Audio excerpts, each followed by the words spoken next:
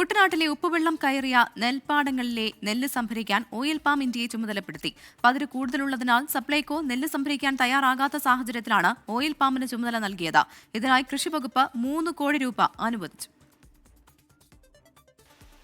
കുട്ടനാട്ടിലെ ഉപ്പുവെള്ളം കയറിയ പാടശേഖരങ്ങളിൽ നിന്നും ഉഷ്ണതരംഗം നേരിട്ട പാടങ്ങളിൽ നിന്നും നെല്ല് സംഭരിക്കാൻ സപ്ലൈകോയും സ്വകാര്യ മില്ലുടമകളും വിസമ്മതിച്ചിരുന്നു.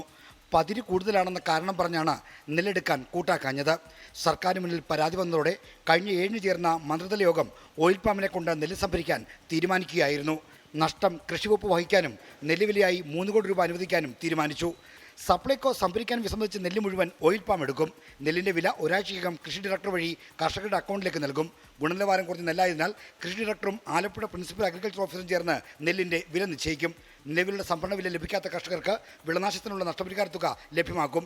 മുഴുവൻ വിലയിൽ ലഭിക്കുന്ന കർഷകർക്ക് വിളനാശ നഷ്ടപരിഹാരത്തിന് അർഹതയുണ്ടായിരിക്കില്ല. കുട്ടനാട്ടിൽ നിന്ന് ഏതാണ്ട് 500 ടൺ നെല്ല് സംഭരിക്കേണ്ടി വരുമെന്നാണ് കൃഷിവകുപ്പിൻ്റെ അനുമാനം. സംഭരിക്കുന്ന നെല്ല് ഓയിൽ പാം വിൽക്കാൻ കഴിയുന്ന ഉൽപ്പന്നമായി മാറ്റണമെന്നാണ് നിർദ്ദേശം. അതിന് കഴിയുന്നില്ലെങ്കിൽ ലേലത്തിൽ വിൽക്കണമെന്നും ഉത്തരവിൽ നിർദ്ദേശമുണ്ട്. 24 തിരുവനന്തപുരം.